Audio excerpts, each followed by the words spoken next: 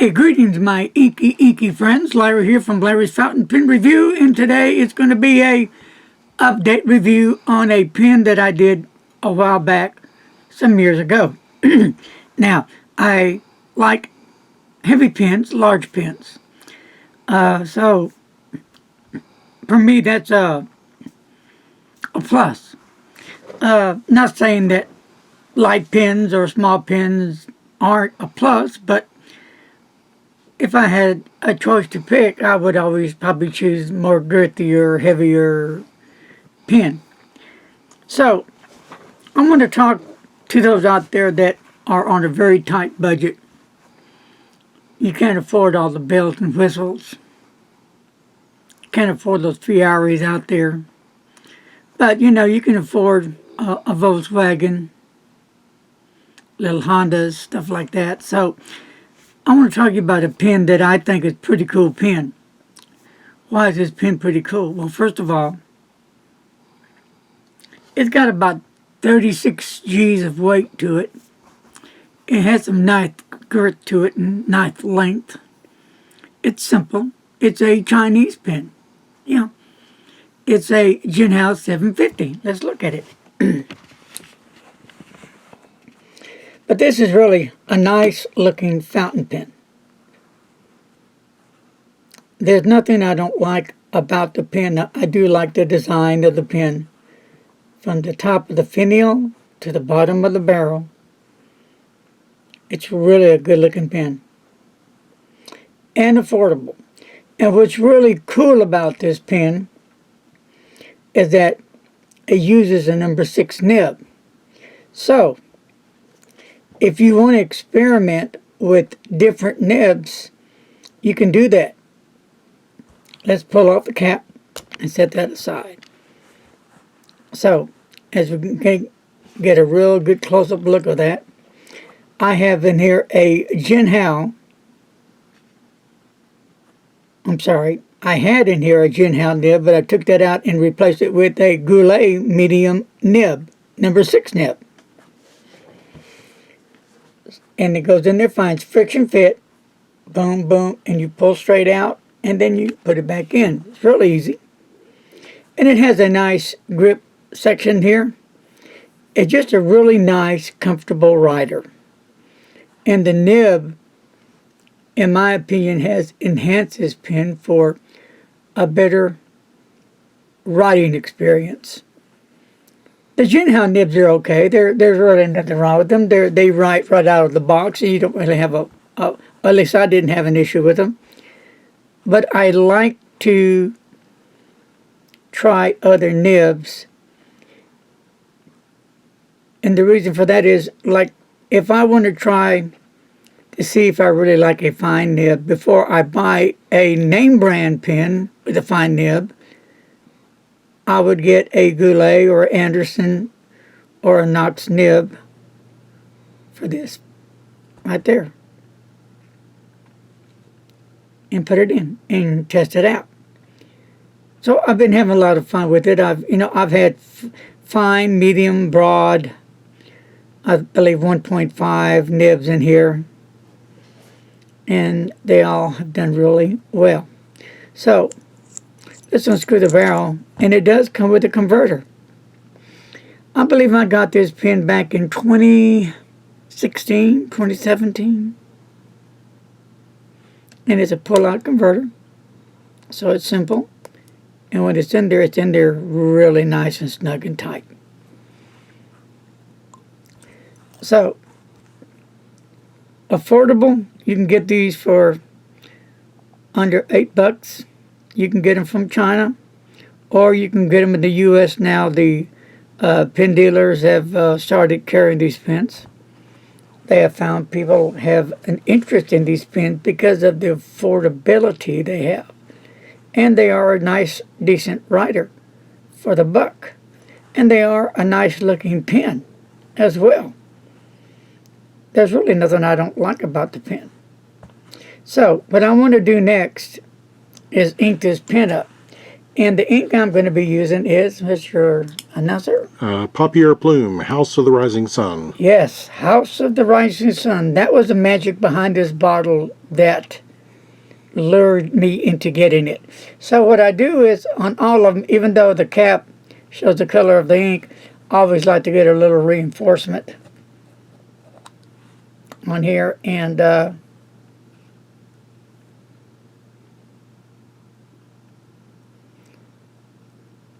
do as so.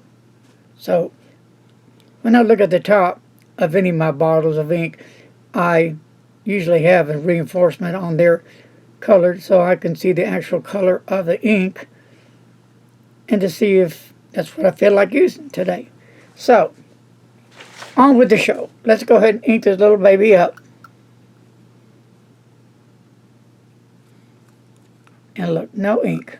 All right, so is there a problem with the nib? No, no problem. I'm going to try it again and nothing. Well, there's nothing really going on, so. And the reason for that, it depends where the level of the ink in your bottle and where the your nib, that little breather hole, will suck that ink up. So I sometimes have to tilt and twist it a little fast for me, and that's a good enough feel. And voila, there it is. Can I get it fit all the way up? Sure can. Or if you choose, you can use the syringe and fill it up that way as well. Now these cannot be made into an eyedropper. Okay, so now this is for your people that are just coming into the pen world, not for all you pros out there.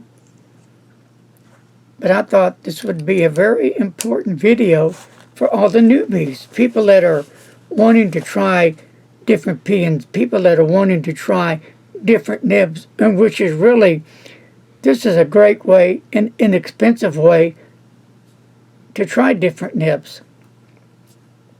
You don't have a lot of money invested in this pen. That way you can spend, what, about 15, 16 bucks for a nib.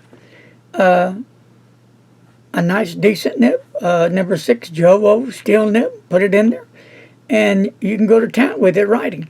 And then you can take it from there to see if I like an extra fine, medium, broad, 1.0, a stub, a double broad, etc., etc., etc.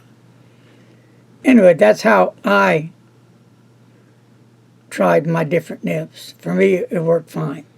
So, okay, after I do this, what I like to do is I like to next log in my journal the pen and the ink, so I can keep track of the pens that I've been using and the inks that I've been using.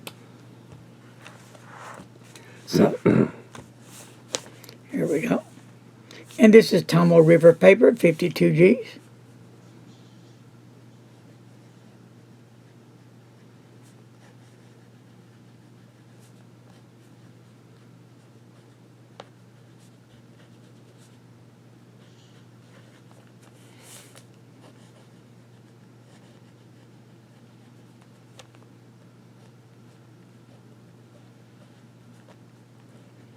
And the G is for a Goulet medium nib. And then the ink is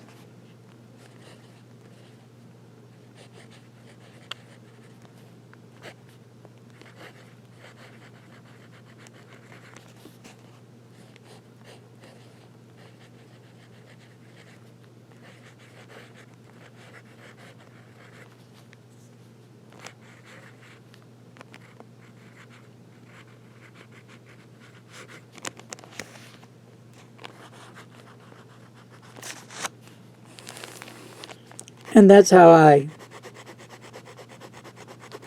keep track of my pens. It's easy for me to keep up. So now that I've done this step, now I'll do a writing test for you to show you how the pen writes. So I'll get the old bearing fig out here, and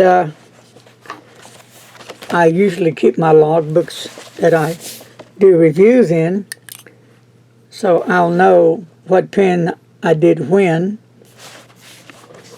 So this is the Jinhao X750 with a Goulet medium nib. Okay, and today's date I put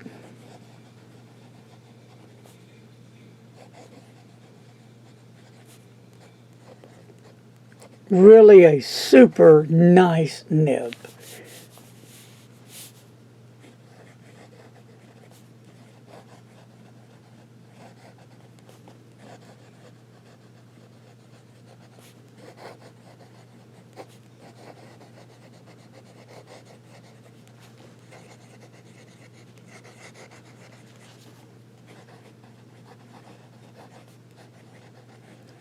And there you have it.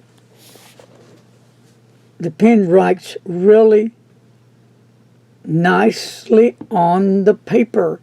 It's a wet nib, has some great ink flow to it. The wetness is there, and this is on so-so ink friendly, not too friendly paper. Bearing fig, it's decent.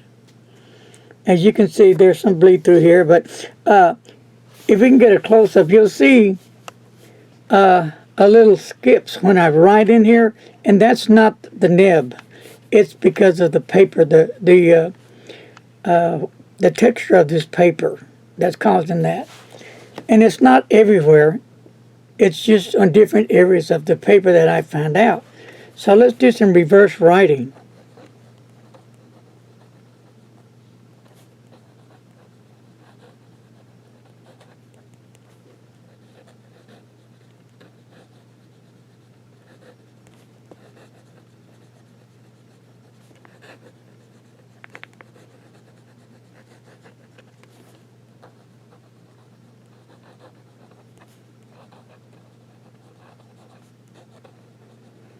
And you can get a fine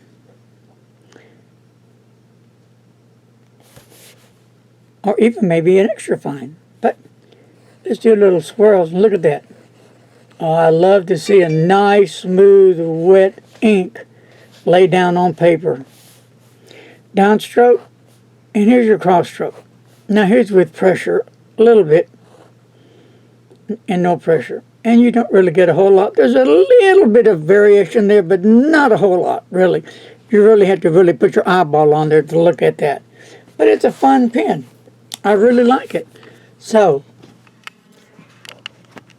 what's your thoughts on it?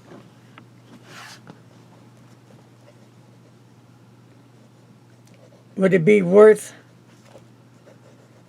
your time, your money, to try a Jinhao 750? First, check out the Jinhao nib, see how you like that. And then you can say, well, I wonder how a Jowo number 6 nib, a fine nib would be, or a medium, or broad, or a double broad, and so on. Well, under 10 bucks you can get this pen. And under 20 bucks you can get a nib. And I would recommend testing out nibs before you start putting a lot of money in a higher end pen from mid-range on up, because that will add up after a while. A nice pen, it really is. It's a sharp looking pen. Well, I hope you got something out of it. This is for newbies, people that are on a budget, people that are wanting to check out different nibs but don't want to pay an arm and a leg. This could be your answer. You know, we all are different. different needs, different wants, different likes and dislikes. Some may not even like this pen. That's cool.